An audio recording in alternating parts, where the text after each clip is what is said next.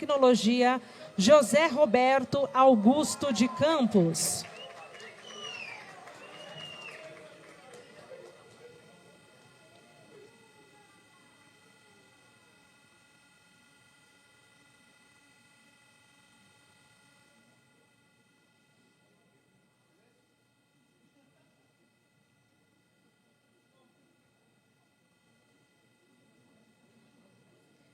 Nesse instante, ouve-se as palavras de boas-vindas do Superintendente-Geral do Instituto Mauá de Tecnologia, José Carlos de Souza Júnior.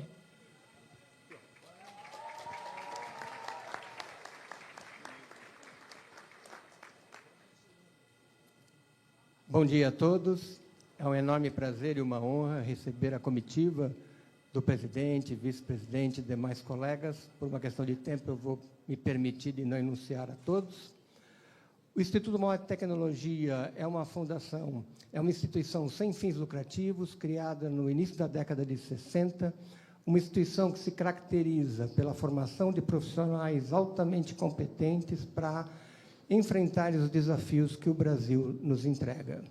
Não só na formação de pessoas, mas também na prestação de serviço, de ciência e de tecnologia. Com duas unidades, o Centro Universitário e o Centro de Pesquisas, nós não temos por detrás de nós uma fundação. Na verdade, nós somos uma instituição formada por funcionários e ex-alunos, né? Isso é uma característica muito interessante nossa e que a gente gostaria de ver replicada no país. O Instituto, hoje, junto do governo, tem desenvolvido uma série de ensaios, testes e desenvolvimentos em biocombustível, o que nós acreditamos seja uma alternativa única para o nosso país e um grande diferencial. E é nesse sentido que nós agradecemos o apoio de todos os presentes, sejam órgãos governamentais, sejam instituições associativas que aqui estão e que entendem que isto faz parte do avanço do país. Muito obrigado a todos.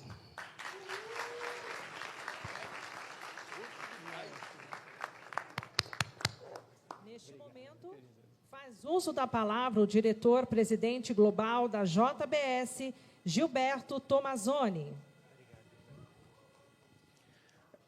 Boa tarde a todos.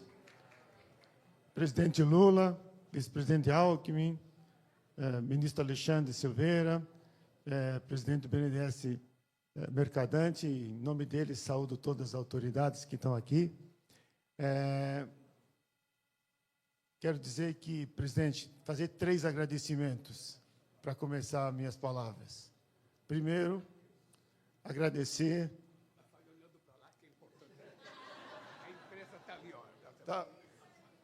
Tá certo, presidente. Primeiro, eu quero agradecer ao presidente pelo voltar a focar nos biocombustíveis, pelo aumento das misturas que aconteceu com os biocombustíveis, a priorizar no governo os biocombustíveis. O segundo, agradecer ao governo, ao seu governo, ao parlamento, a aprovação da lei do biocombustíveis do futuro, muito relevante, que dá uma visão de futuro, coloca o Brasil em um outro patamar. E o terceiro, agradecer pela presença aqui hoje, que foi um ato de demonstração clara de que o governo está focando na questão dos biocombustíveis como um caminho para o desenvolvimento do Brasil, para colocar o Brasil no mapa mundial. Eu quero falar também que o mundo inteiro hoje está falando em segurança energética e segurança de alimentos. São duas questões que passaram a ser uma questão de política nacional dos países. E o Brasil pode ser o grande parceiro desse país, porque nós podemos produzir as duas. Nós podemos produzir as duas com sustentabilidade. E muitas vezes, até o presidente comentou na conversa que a gente estava visitando o Instituto, que tem um conflito entre alimentos e energia. Eu quero dizer que nós, da JBS, vivemos os dois mundos e não tem conflito. Na verdade, um reforça o outro. Na maneira que nós produzimos mais, nós conseguimos evoluir na tecnologia de produzir os grãos. Na hora que a gente melhora a produção do grão, a gente melhora a produtividade E, ao mesmo tempo, na hora que produz um biocombustível, na hora que faz o esmagamento do soja, nós temos o óleo para produzir o biocombustível, mas nós também temos o farelo de soja, que é vital para a produção animal. Então, é uma cadeia que agrega valor. Ao invés de nós exportarmos o grão, nós estamos agregando enormemente o valor do cereal aqui dentro do Brasil. Então, é por isso que a gente acha importante e relevante essa questão dessa visita hoje, e esse programa nacional de testes que iniciou, porque ele vai unir a ciência, a tecnologia e a inovação para nos colocar numa agenda. Presidente, quando vi aquele dinamômetro hoje lá no motor, eu lembrei do meu tempo de faculdade. Eu fiz engenharia mecânica na Universidade Federal. Tive bolsa de estudo do governo para poder fazer engenharia, que o senhor estava falando tanto aí. E, naquele tempo, estava começando o Proálcool. E não tinha testes, e, na verdade, começou a se produzir o etanol, e as retíficas tinham que rebaixar cabeçote para mexer na taxa de compressão. E a universidade fazia o teste, e eu era monitor da Universidade de Motores, de motores, e fazia esses testes de pressão. Só que, de lá para cá, muita coisa evoluiu, enorme. E a aceleração do que está acontecendo é enormemente. O biocombustível chegou num outro patamar. E por isso que nós achamos que nós do setor estamos esperançosos, porque nós acreditamos, não porque somos simplesmente empresários que acreditam no negócio e acreditamos, mas porque acreditamos na tecnologia. Muito das nossas empresas, nós, na JBS, nós temos, entre caminhões próprios e terceiro, 13 mil caminhões.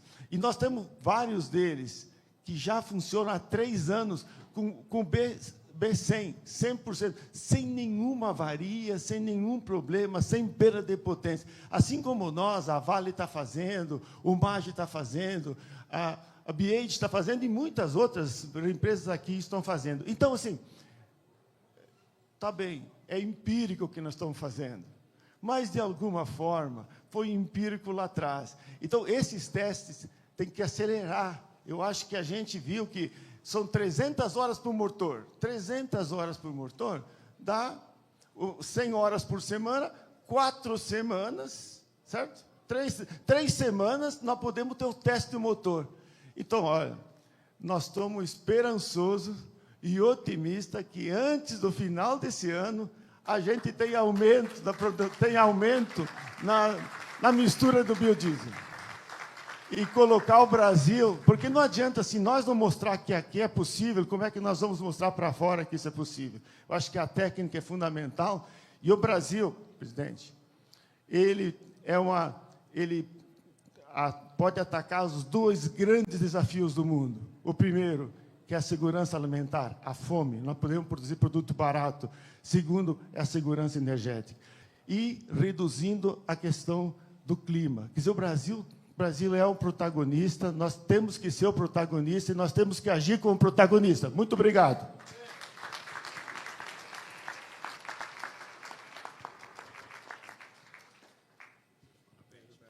Tem a palavra o presidente da Associação Brasileira de Engenharia Automotiva, AEA, Marcos Vinícius Aguiar. Boa tarde, presidente, vice-presidente Alckmin, ministro Alexandre Silveira, demais autoridades. É um grande prazer, como representante da Associação Brasileira de Engenharia Automotiva, estar aqui apoiando essa visita da equipe de ministros, num lugar mais apropriado, não poderia ser Instituto Mauá de Tecnologia, onde vai ser um dos institutos onde nós vamos fazer todos os testes que vão ser para calar a boca de todo mundo, que os testes vão ser feitos, vão validar os biocombustíveis no país.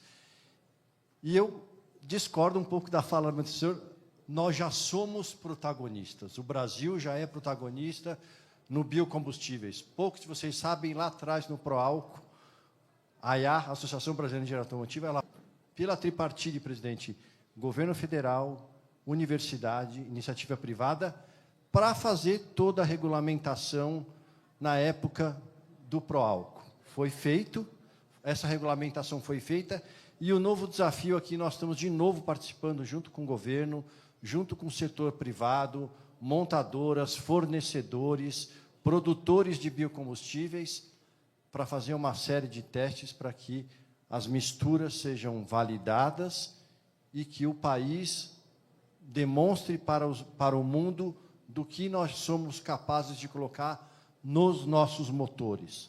Motores a combustão interna, o Brasil está indo para a hibridização. Presidente, ministros, veículos híbridos, sejam a combustão interna de passageiros a etanol, sejam pesados de biodiesel. Então, o Brasil tem toda a capacidade técnica. Nós estamos aqui num centro de excelência de engenharia para mostrar que o brasileiro sabe fazer e vai exportar a tecnologia para o resto do mundo. Obrigado, presidente.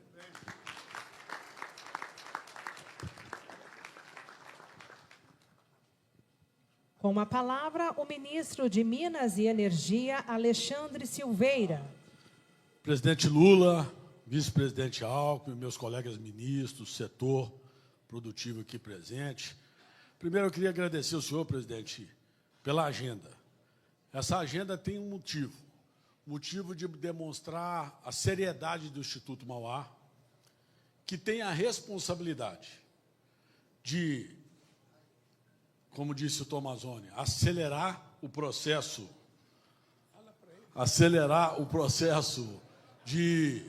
desses testes esses que é importante a gente citar, foram exigidos na Lei do Combustível do Futuro.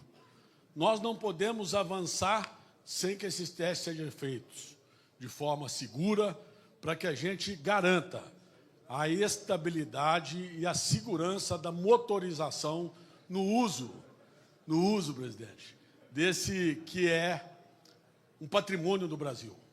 E é um patrimônio do Brasil porque, em 2004, é importante rememorar, o senhor recebeu o seu ministro da Agricultura, o senhor recebeu o Expedito, nosso saudoso Expedito, que em 1980 criou a tecnologia da transesterificação, que lá em 2004 o senhor enxergou e criou o Programa Nacional de Uso e Produção dos Biocombustíveis.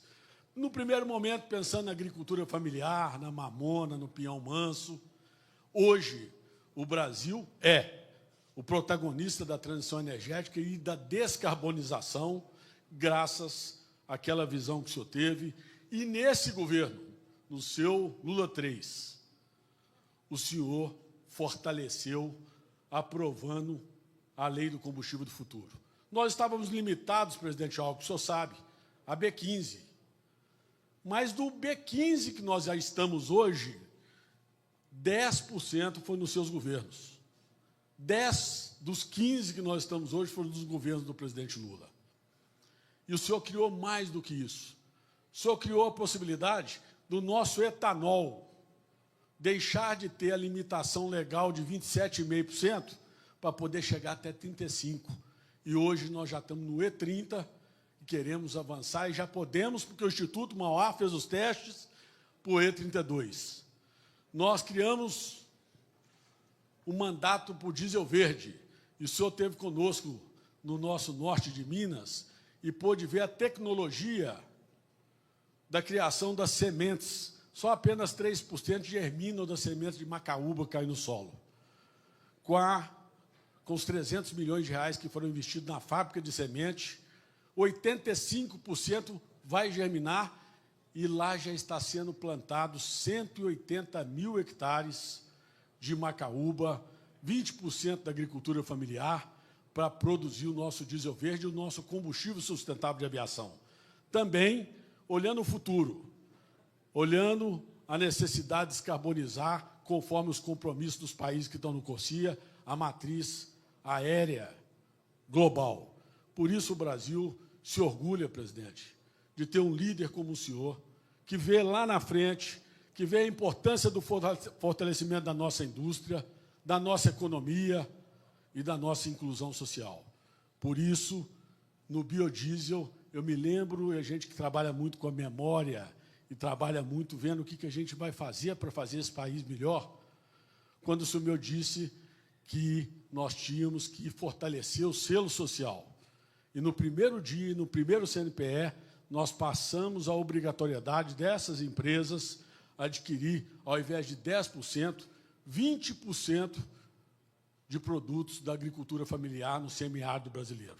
Por isso, nós estamos construindo esse país mais justo, mais solidário, mais fraterno, mais inclusivo. Porque nós temos o senhor para nos dirigir, nos dar direção rumo a um país soberano, que, de forma altiva, defende os interesses do povo brasileiro. Muito obrigado.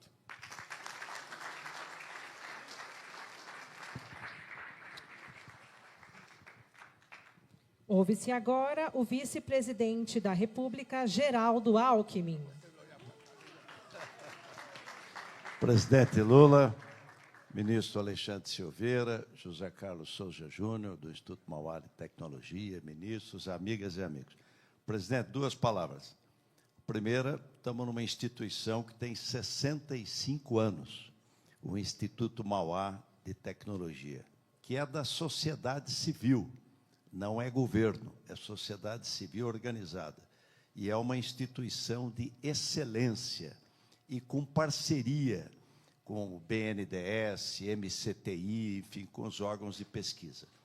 A segunda, presidente, estamos aqui num evento importantíssimo. O seu governo, presidente, mostrou que nós tiramos 24 milhões de pessoas do mapa da fome, que tristemente tínhamos no Brasil. Batemos o recorde. O recorde de desmatamento é o menor nível de desmatamento da última década na Amazônia. Recorde de exportação de alimentos. O Brasil é o maior exportador de alimentos do mundo e de energia limpa. Nenhum país do mundo tem 32% de etanol na gasolina. Ninguém tem 15% de bio no diesel. Então, o Brasil dando um exemplo para o mundo. E com os testes aqui, nós vamos poder avançar ainda mais, agregando valor. Se nós somos campeão na agricultura, vamos ser campeão na indústria. Agroindústria. A soja virá combustível, virá indústria, virá farelo, virá carne, alimentar a população, despoluir. Um fato interessante, presidente, São Paulo tem rodízio de carros. Para todo dia, num determinado horário, 20% da frota. Por que nasceu o rodízio? Porque no inverno, há 25 anos atrás, a poluição chegou num ponto, a qualidade do ar tem que parar 20% da frota. Aí ajudou tanto o trânsito que virou o ano inteiro, mas nasceu por isso. Aí o que nós fizemos há 25 anos atrás como governador? O ICMS da gasolina era 25, o álcool 25, o etanol. Nós mantivemos a gasolina em 25 e reduzimos o etanol para 12%. Então, em São Paulo, todo mundo põe etanol, ajudou a despoluir, melhorar a qualidade de vida da população e estimulou a indústria do biocombustível. O senhor pegou o etanol com 27,5, já está em 32. O senhor criou o biodiesel, o Brasil não tinha, o senhor começou lá atrás com B3, foi para B5, B10, chegou a B13. O governo anterior retrocedeu, baixou para B10, fechou um monte de planta industrial, o senhor elevou de novo para B15 e na lei nova do biocombustível do futuro, nós vamos poder avançar ainda mais. Emprego e renda, saúde da população, despoluição, agregação de valor. Parabéns pelo trabalho.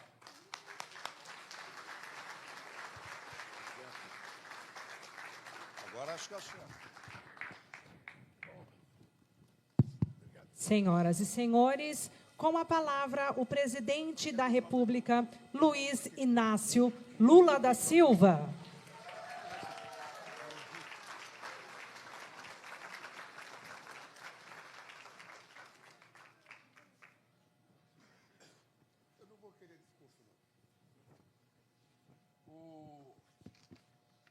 Eu queria, gente, primeiro dizer para vocês da alegria de amanhecer uma segunda-feira, onde me parece que definitivamente o inverno está chegando, aqui na cidade de São Caetano e no Instituto Mauá.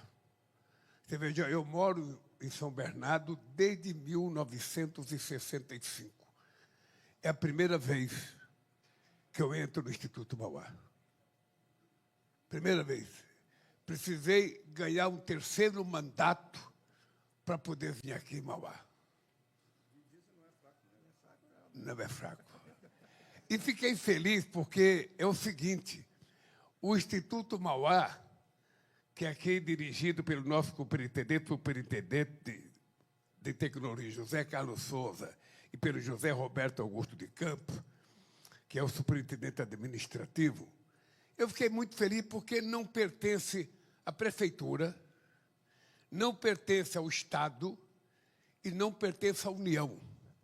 Pertence à sociedade civil e aos colaboradores, seja empresários, seja o BNDES, seja o Ministério de Ciência e Tecnologia, que aporta recursos para o desenvolvimento de pesquisa.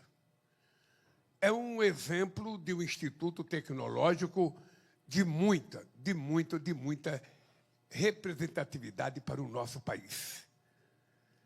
E você está fazendo ela porque você chama-se Lourdes. E eu... Então, deixa...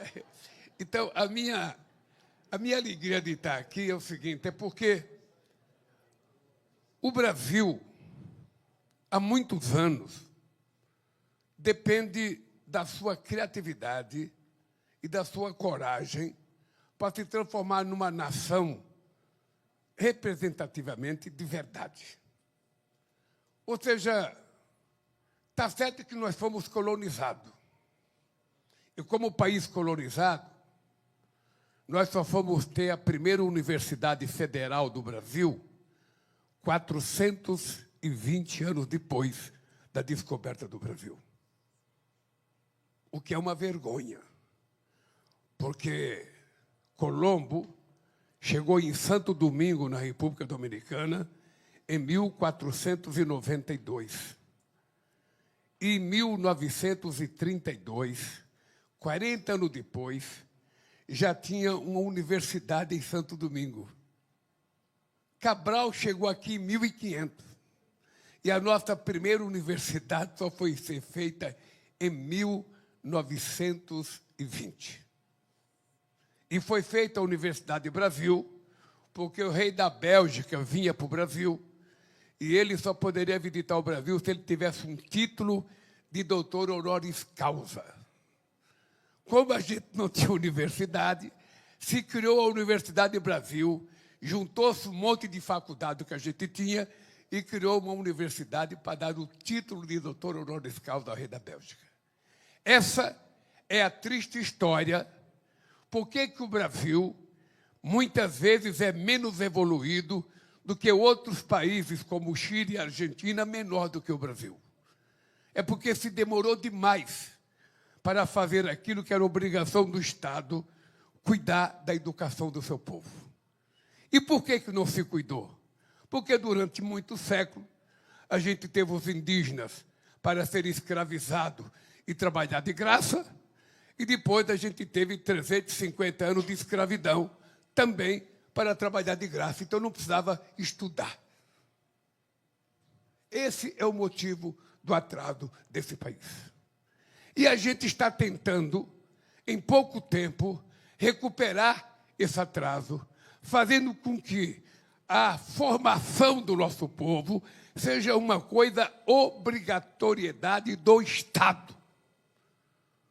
O Estado tem como obrigação garantir que todas as pessoas, independentemente da religião, da cor, do berço em que nasceu, do time que torce, tenha direito a disputar uma vaga numa universidade para fazer um curso.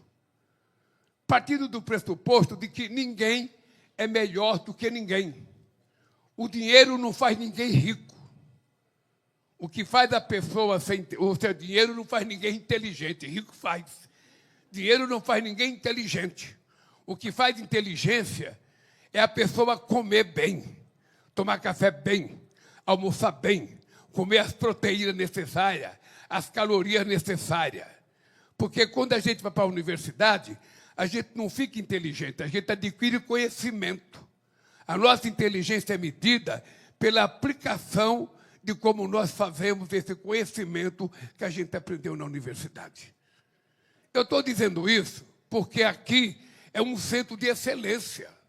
Aqui é um centro em que os jovens, as meninas e os meninos podem colocar para fora o seu conhecimento em forma de inteligência.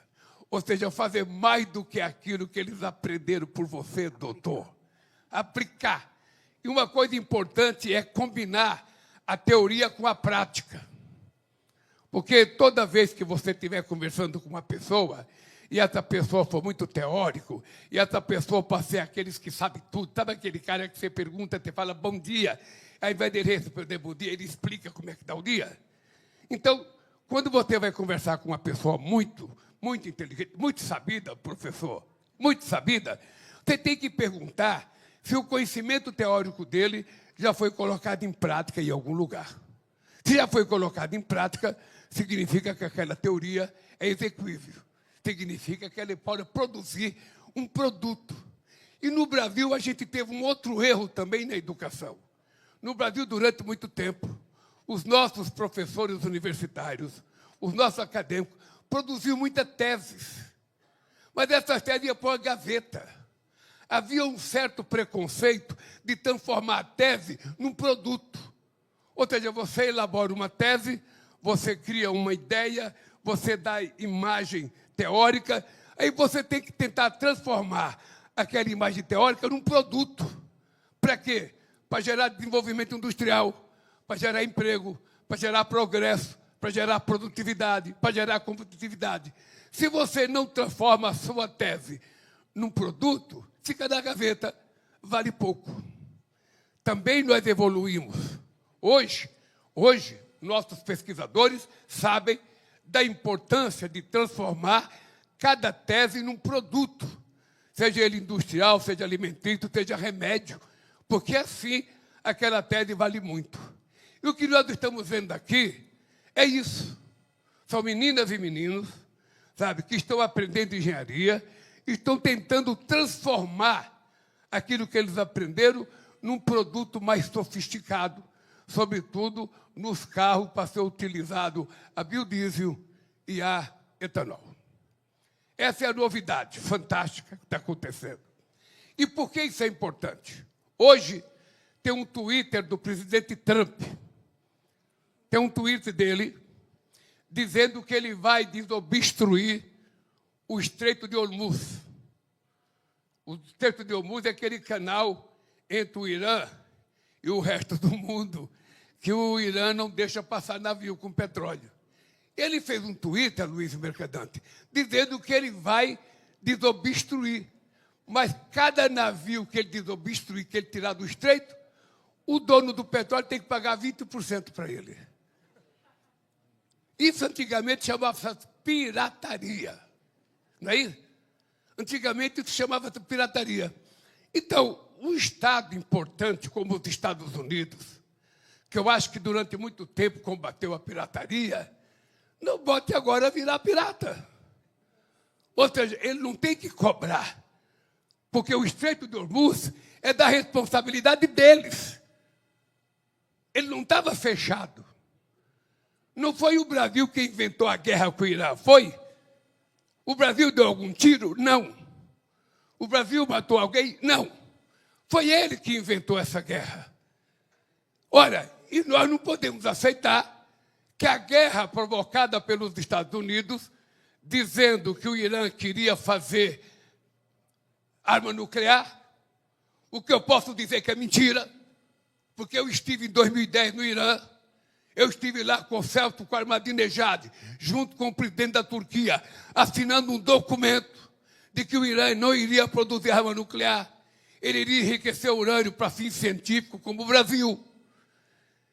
Da mesma forma que inventaram que o Saddam Hussein tinha arma química e foram lá destruir o Iraque, cadê as armas químicas? Isso foi em 2004. Cadê as armas químicas, que já fazem 22 anos? Agora, o Irã não tinha nuclear, nem tinha competência para fazer e nem ia fazer. Aí fez a guerra. O que está acontecendo com essa guerra?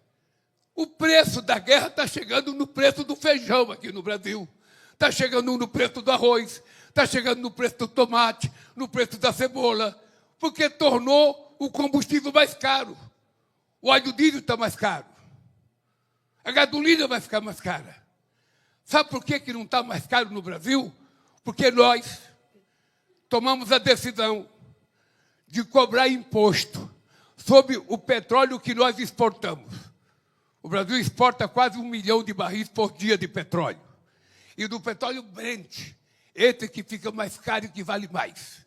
Então, nós estamos cobrando de todas as empresas da Petrobras e das empresas multinacionais 12% de imposto, que o doutor Alckmin concordou junto comigo, que o seu Boulos concordou, que você concordou, que os ministros concordaram, o Marinho concordou. Então, nós aumentamos 12% no imposto para subsidiar os brasileiros para que o preço do feijão não suba por causa da guerra do seu Trump. Então, isso que está acontecendo aqui é um estímulo, porque o Brasil não precisa morrer por conta do petróleo. O petróleo é importante para nós vamos continuar pesquisando, nós vamos continuar usando, mas, ao longo do tempo, a gente vai preparando o Brasil e a humanidade de que a gente pode viver sem combustível fóssil. A gente pode viver sem combustível fóssil. E o Brasil é a mais importante lição e a mais importante promessa. A gente pode produzir biocombustível de muitos produtos, de macaúba, de dendê, de mamona, de pião-manso, de soja e de muitas outras oleaginosas que tem espalhada aí por fora. A gente pode. Então, o que a gente está fazendo é dizendo ao mundo: não se preocupem que o mundo pode viver sem petróleo. Você vai poder andar num carro que não vai consumir petróleo. E o Brasil pode mais ainda, porque está se falando muito em carro elétrico, e eu quero que vocês saibam que o carro elétrico é muito importante. E eu dou graças a Deus que os chineses vieram produzir carro elétrico na Bahia. Mas nós temos algo mais importante ainda do que o carro elétrico. É o carro híbrido. É elétrico e a etanol. Porque aí ele vai ter muito mais autonomia. Você não vai andar 400 quilômetros, 500 quilômetros, ou tem que carregar um monte de bateria. Não. Você vai poder utilizar um carro elétrico e etanol. Esse carro vai te dar mais autonomia, esse carro vai ser mais confortável, esse carro vai te dar mais segurança. É por isso que eu vim aqui, para ver esse teste, para ver a nossa meninada fazer isso, para ver a meninada aprovar daqui 300 horas, que vai ser 2 semanas e meia, segundo o doutor me disse, o doutor José Carlos, vocês são irmãos? Pô, quase que o cara coloca José Roberto da Silva e José Roberto de Souza aqui. Então, nós viemos aqui para agradecer a vocês essa demonstração. Se daqui 300 horas, quando for testado o motor a etanol, e depois o motor com B15, B20, daqui a pouco vai ser 100%, a gente vai poder andar com aquela diploma que medalhista olímpico anda no mundo, com a medalha no pescoço. Eu fui agora para a Alemanha, na feira de Hannover, a maior feira empresarial do mundo. Eu fui lá.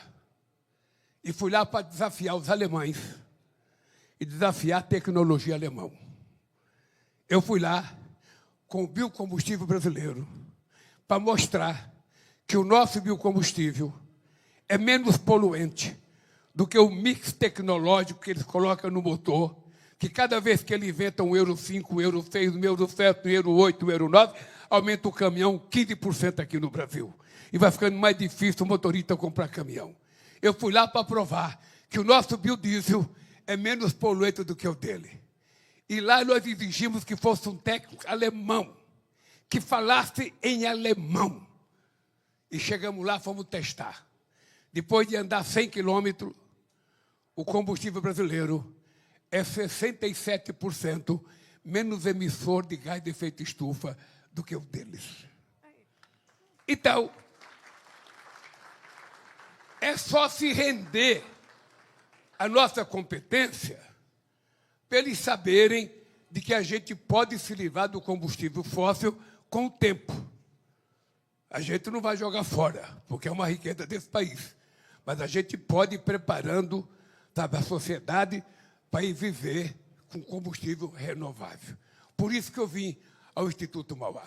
Porque na hora que a gente tiver essa prova, doutor, o Instituto Mauá vai ficar muito mais famoso, porque eu vou andar com aquele colar no pescoço.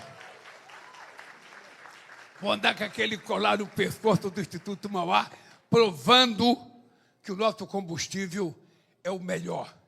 E quem quiser se safar da poluição, que venha conosco. Que venha conosco. Porque nós temos conhecimento científico, tecnológico, temos terra, temos sol, temos água, temos gente para produzir e capacidade de transformar tudo o que a gente fizer no que a gente quiser e alguma coisa para render para o nosso povo. Por isso eu quero agradecer ao diretor do Instituto Mauá. Quero agradecer, Alexandre, o convite de vir tomar essa aula que eu tomei hoje da meninada. E uma coisa importante que eu aprendi, nós precisamos formar mais engenheiros e mais engenheira. Engenheiro não é profissão de homem. Hoje a mulher estuda o que ela quiser. Sabe? Então, engenharia é uma coisa muito importante, porque nós precisamos de muito engenheiro nesse país, muito. Engenheiro e engenheira. Porque a engenharia é que faz a gente transformar o nosso conhecimento em riqueza. Por isso é importante a gente...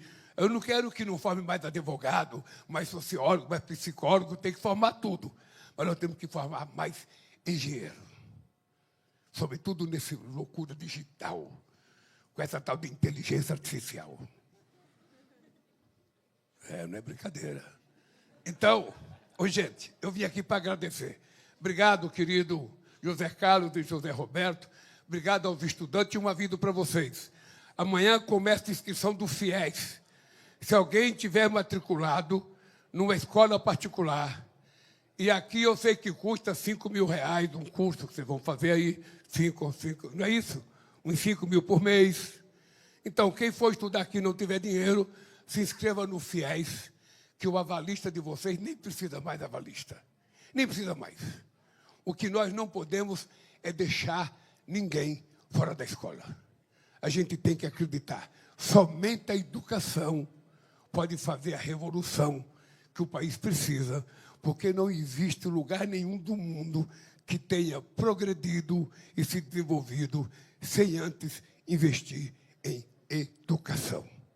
Por isso, gente, parabéns ao Instituto Mauá. Parabéns. Parabéns ao Alexandre que me convidou, aos empresários do etanol, aos empresários do biodiesel, aos ministros, ao presidente do BNDES. O presidente do BNDES já assumiu o compromisso de financiar o campeonato robótico que vai ter aqui, sabe, no final do ano.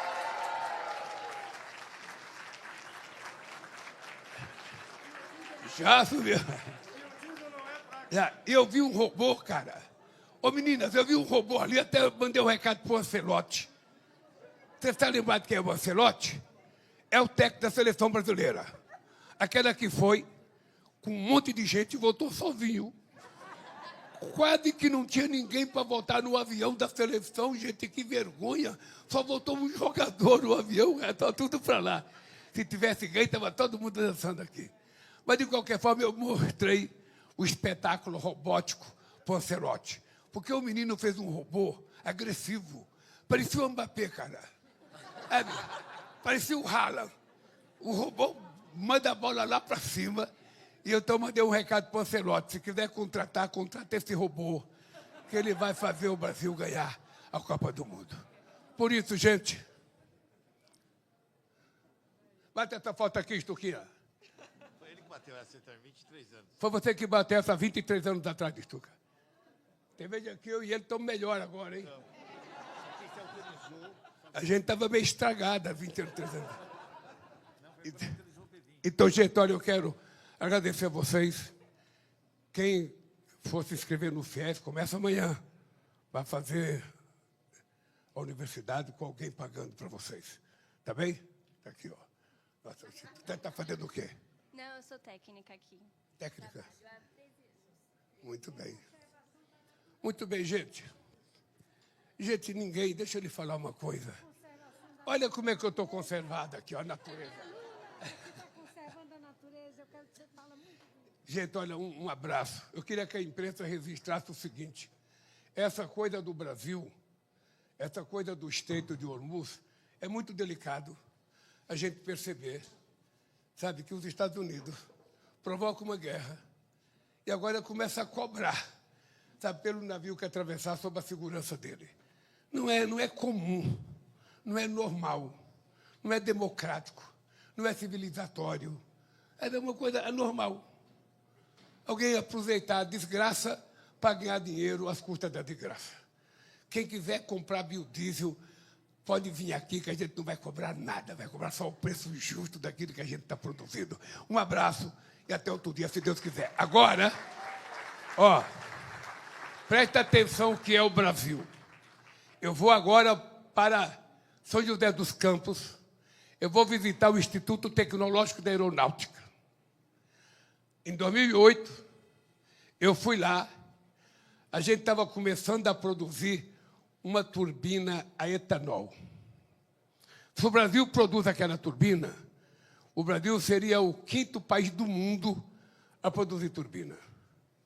Eu fui fazer uma visita oficial lá.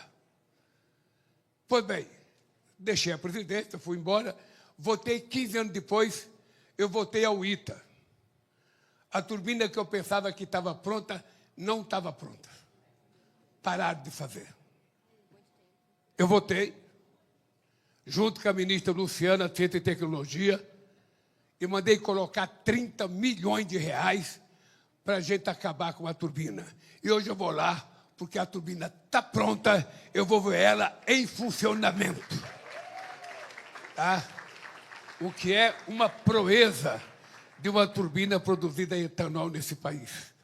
Tá? Então eu vou lá ver, porque não é fácil produzir turbina, e se o Brasil produz de verdade, e essa turbina funcionar de verdade, a gente pode começar a resolver alguns problemas no combustível de avião e pode também na questão de programas de energia para as comunidades mais longínquas que precisam também de energia.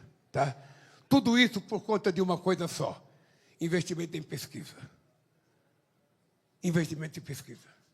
Então, Instituto Mauá, parabéns a vocês pela existência de vocês, parabéns pela credibilidade que vocês conquistaram e parabéns por vocês sobreviverem sem precisar do Estado. Um beijo no coração de vocês e um beijo para todo mundo.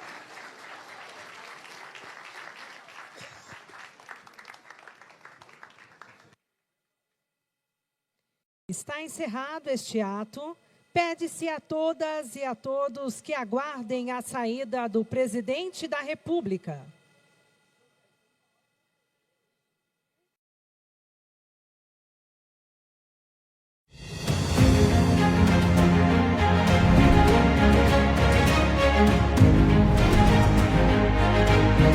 No programa desta semana, você vai conferir a pressão da APEUESP na Assembleia Legislativa. Vai relembrar o ato contra a jornada 6x1 e vai curtir a nossa homenagem ao centenário do geógrafo Milton Santos. Acompanhe. Na terça-feira, 7 de julho, tivemos mais um capítulo da luta da APEUESP contra o PL 1316, que propõe uma reforma administrativa na rede estadual de ensino de São Paulo, trazendo graves prejuízos à educação pública. O projeto estava previsto para ser votado na Assembleia Legislativa e a nossa equipe estava lá para acompanhar. Quem chegava para a votação encontrava esse cenário. A área ao redor da Alesp estava tomada por trabalhadores, alunos e pessoas que se preocupam com esse serviço essencial prestado à população. Nós estamos aqui hoje reunidos, porque o governo pretende colocar em votação um PL, que é uma reforma administrativa do conjunto do funcionalismo, com forte impacto na educação, e nós estamos mobilizados. Queremos que ele retire de votação, que retire da pauta, para que a gente possa ir para o recesso, pelo menos sabendo que nós não vamos perder mais direitos para esse governo. E, é claro, a luta é pela educação pública, porque a valorização dos profissionais da educação é a luta em defesa de uma escola pública de qualidade. Por conta da presença maciça de manifestantes dentro da Alesp, nossa equipe não conseguiu entrar para registrar o trabalho dos deputados, mas acompanhamos tudo minuto a minuto, junto com a multidão que aguardava o resultado.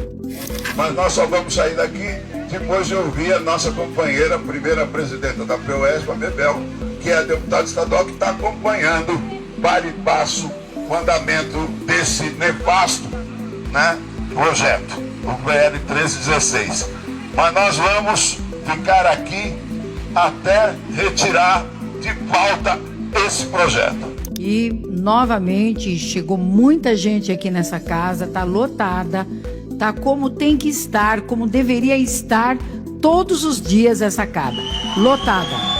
Porque aqui é o nosso espaço, pelo menos todas as terças-feiras. No final da tarde veio a boa notícia. Em um acordo feito pelas lideranças, o PL 1316 não foi colocado em votação. Foi mais uma demonstração de força dos trabalhadores da educação. Ela não foi votada, mas ela foi objeto, sim, de chantagem na semana passada. Porque, veja, antes de você vir para o plenário, tem uma coisa que se chama Colégio de Líderes, Esse Colégio de Líderes é o que determina a pauta.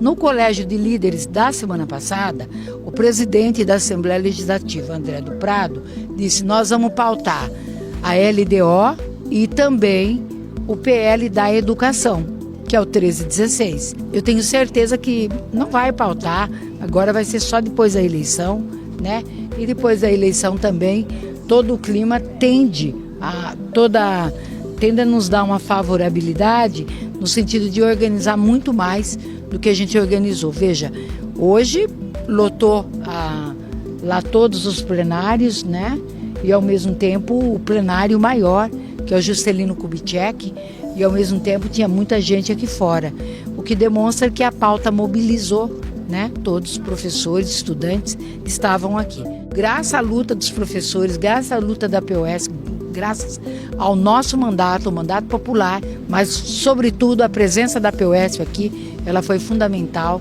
para fazer com que o governo viesse a público dizer: nós não vamos colocar nem essa semana, nem a outra, portanto não coloque esse mês. A luta contra a jornada 6x1, que é de toda a classe trabalhadora, continua nas ruas. No dia 30 de junho, centrais sindicais e sindicatos realizaram um Dia Nacional de Mobilização que ocorreu em vários estados e no Distrito Federal. Em São Paulo, a concentração foi em frente ao MASP.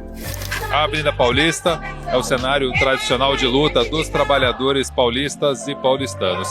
Nessa terça-feira, dia 30 de junho, foi palco mais uma vez de um ato unificado, com a presença de diversas entidades, incluindo a POSP. O Educação na TV veio conferir de perto. Sindicalistas, políticos e representantes de movimentos sociais se revezaram no microfone do ato. Temos que nos colocar de pé, que é o fim da jornada 6x1. E a gente tem que entender que o fim da jornada 6x1 não é meramente, não somente só para que toda a classe trabalhadora tenha redução de trabalho e redução de salário. É uma pauta de gênero, é nossa, das mulheres trabalhadoras e trabalhadores desse país. Por isso que eu gosto de dizer que a gente vai estar sempre de cabeça erguida e joelho jamais. Ninguém vai dizer como é que a gente se organiza aqui nos nossos atos. A discussão está lá em Brasília, no Senado, vai aprovado na Câmara Federal. O presidente do Senado, nós esperamos que desengavete esse projeto e coloque ele em votação rapidamente, porque é um desejo da população brasileira o fim da escala 6x1, né? Assim como também nós desejamos que seja implantada aqui no estado de São Paulo, além da escala 6x1, a redução da jornada sem redução de salário, mas a implementação da jornada do piso salarial dos professores, que aqui não é obedecido. Após o ato, os trabalhadores seguiram em passeata pela Avenida Paulista, descendo a Rua Augusta, com destino à Praça Roosevelt. Conquista lá em 1988, quando reduziu a jornada para 44 horas. Este ano nós comemoramos o centenário de nascimento de um dos maiores cientistas brasileiros, o geógrafo Milton Santos. Nascido em maio de 1926 em Brotas de Macaúba, Milton Santos formou-se em Direito pela Universidade Federal da Bahia, mas não chegou a exercer a profissão. Fez doutorado na França na área de Geografia. Voltou ao Brasil no final dos anos 50, trabalhando como jornalista. Com o golpe de 64, saiu do país e passou a dar aulas em universidades de várias nações. Escreveu mais de 40 livros, modernizando o conceito de geografia e estabelecendo laços consistentes com a história, a filosofia e os estudos sociais. Nossa disciplina, geografia, é aquela que sempre pretendeu ter a linguagem mais acessível, o vocabulário mais popular, o conjunto de palavras mais comum, o discurso mais aberto ao entendimento de todos. Sempre digo que o discurso geográfico, florido, rico, denso, penetrante, mas ele se nutria das palavras que eram a todos. Retornou ao Brasil em 1977, dando aulas na Federal do Rio de Janeiro e depois na USP, onde ficou até se aposentar. Com fecunda produção intelectual, seus últimos trabalhos estudaram os efeitos da globalização. A globalização é o estágio supremo do imperialismo. Milton foi o primeiro latino-americano a receber o maior prêmio mundial da área da geografia. Sua obra é reconhecida internacionalmente. Enfrentou preconceito e perseguições políticas, mas nunca perdeu a capacidade de pensar criticamente a sociedade brasileira. O que é que o Brasil deseja fazer com os seus negros? Quer que eles continuem assim? Ou quer que eles participem de maneira igualitária da vida nacional? Essa que é a questão. A questão de cota é a solução. Eu não posso discutir a solução enquanto eu não discuto a problemática. É com muito orgulho que a APUESP homenageia Milton Santos no seu centenário, um professor que expandiu os limites da ciência e que influencia até hoje várias gerações. Nosso programa fica por aqui. Outras notícias sobre educação você encontra no portal e nas redes sociais da APUESP. Aponte o celular para o QR Code e siga as redes sociais do Educação na TV. Até a próxima semana.